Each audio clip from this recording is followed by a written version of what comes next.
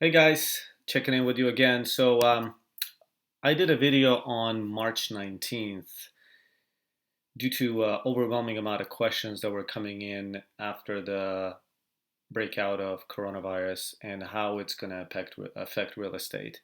We saw a lot of things happening in the marketplace. We saw a pretty fast move by the Fed to lower interest rates. We saw a lot of activity in the stock market. To be to be more precise, stocks went down quite a bit, and that scared a lot of buyers. And I wanted to do another update this Friday, but I decided there's just too much going on.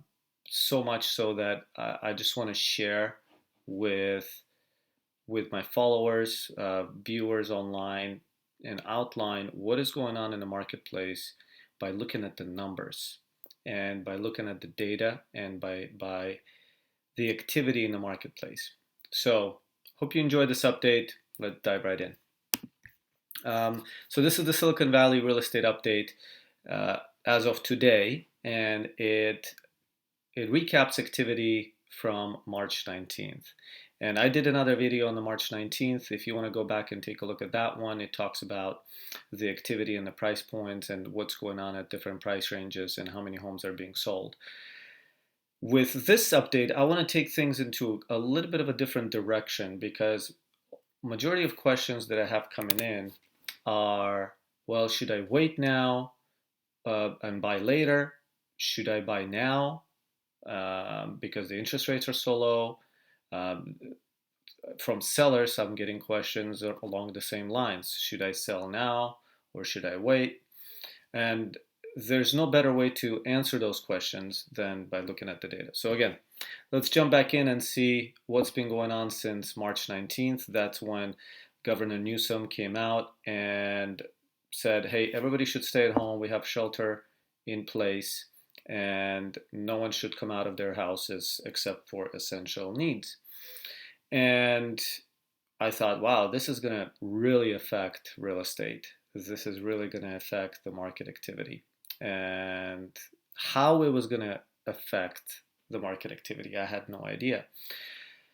I just knew that things were going to be different, neither good nor bad, but I knew they were going to be different. So let's actually take a look at and see what's been going on in the last 5 years. So without further ado, we have total homes available, 988 homes across all property types, single family, townhomes, condos, mobile homes, lands, etc. So that's a decrease from 5 days ago.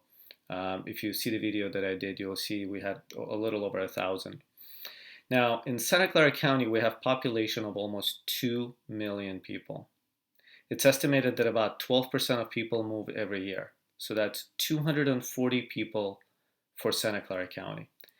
If we just assume that only 20% of those people are home buyers, we would need 4,000 homes for sale in Santa Clara County to have a balanced market. So we have 988 listings now, and we need 4,000 to be in a balanced market. Okay. Next, let's take a look at the next slide, which is the market activity since March 20th. And the reason for date of March 20th is on March 19th, I did another update which outlines things. And I wanted to see how things have been changing since then. So total listings, 988. We had 131 go into pending, which means seller accepted an offer from a buyer. 131 of them, another 131, it's just a coincidence that it's the same number, went off market completely. So they changed names, owner names. And we had 36 that withdrew the property from the market. So withdrawn means I'm sorry for going back and forth here. I'm still getting used to these new way of market updates. But 36 withdrawn means sellers had it on the market for one reason or another, didn't sell, they pulled it off the market. 30 got canceled. So the difference between withdrawns and canceled are withdrawn is the property is still for sale. It's just not actively being promoted on MLS and real estate websites. And canceled means the sellers decided to not sell altogether. They decided to pull the home from the market completely. And expired means it was listed with another agent. The agent that they had it listed with, the listing agreement expired. So these 6 sellers may relist with the same agent or decide to keep the home off the market completely or list with another agent. Now, we had a total removed of 333. So everything that's in light pink color, hopefully you like my colors here, light pink and light green. I might be a little colorblind also, so I'm not 100% sure this is pink. Correct me if I'm wrong. I am known for slight color blindness. But we had 334 homes go off the market and only 151 homes added back to the market. So we had a net decrease of over 150 homes. So to answer the question of should I wait to buy or should I wait to sell, I think these numbers tell a big story. And the story that they're telling us is that despite the shelter in place, homes are still selling. And we had over 334 homes removed from the marketplace. So we're depleting our inventory very quickly. Now, that's not to say that a lot of sellers are waiting to see what happens to put their home on the market. But as you saw, in order for us to be in an equilibrium market in Santa Clara County, we have to go up to 4,000 units. And that means quadrupling our inventory. So you be the judge whether that will happen in Santa Clara County or not. We haven't had that kind of inventory number in a long, long time. Definitely not since the market crash in 2008, when we had a lot of foreclosures and a lot of short sales on the marketplace. Today it's quite different. A lot of people, a lot of homeowners, they have a ton of equity in their homes. So what I'm hearing from a lot of sellers is, hey Russ, if I can't sell my home for the price that I want to sell it for today, I'll just wait, right?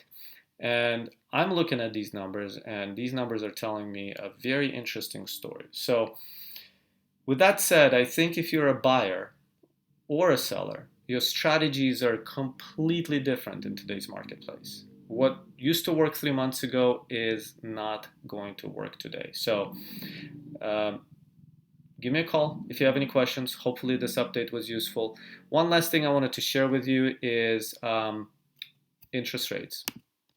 Interest rates have gone down, obviously, since the Fed lowered the benchmark rate. And I wanted to do a comparison based on a $1.5 million home with 20% down. Your payment before would have been $7,200 a month. This would include your principal, interest, taxes, insurance. So total PITI. And now with the new 30-year fixed interest rate of 3.25, I'm also hearing some buyers are getting as low as 3.125. So the payment goes down to under $7,000 to $6,868. So that's over $300 difference in payment. So what do we know as of today? It's hard to predict what's going to happen in the future, but what we know today is A, inventory is low, B, homes are selling, C, interest rates are very, very advantageous to buyers. And it's up to you how you want to act in this environment. For any other questions, give me a call or reach out to me, and I would love to answer those questions.